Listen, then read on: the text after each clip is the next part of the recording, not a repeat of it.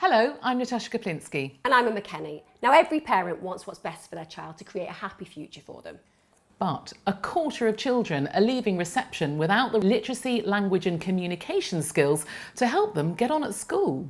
We are both mothers and we know how busy that makes our lives. And the truth is, it can feel a bit like a burden saying, teach your children to read and write. What we think is there are far better strategies that can bring learning into the home or when you're out and about, which make this kind of experience really simple. You're probably doing them all already, but just remember that you are your baby's first teacher. It's as simple as chat, play, read. Join us as we start with 10 minutes to bed, little monster.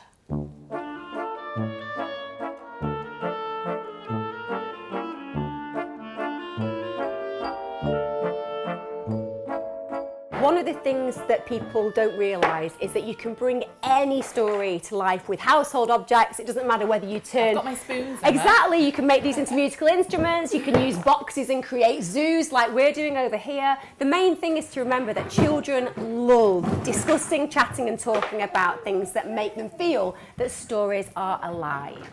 Whenever you've got playtime or spare time, just think about reading a book together. Should we start? Okay. That is a mountain full of lava. Have you ever heard a monster with horns upon her head creeping down the creaky stairs instead of going to bed? That's a spider.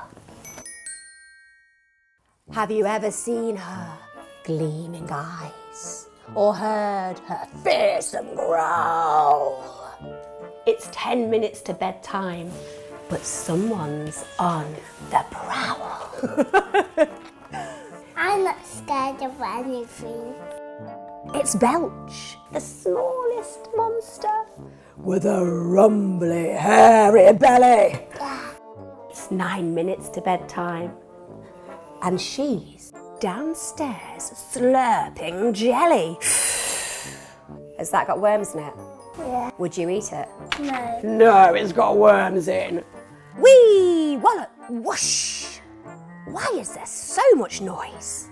Because it is. They're playing a drum. It's 8 minutes to bedtime. Belch is playing with her toys. In monster houses far and wide lie monsters in their beds. So with 7 minutes to bedtime, back down the hall Belch treads.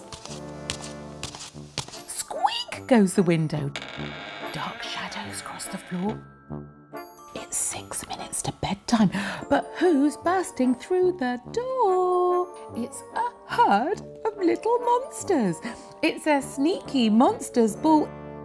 It's 5 minutes to bedtime, and they're not sleepy. No, not at all. Look at that little monster. He looks like a snail, doesn't he? Cracklebump is upside down. Grouch has caused a riot. It's 4 minutes to bedtime, but there's no more peace and quiet. Look at that monster, Daisy. What is that monster eating before bed? Squelch is sliding round on slime. Gloop's making dreadful smells. It's 3 minutes to bedtime.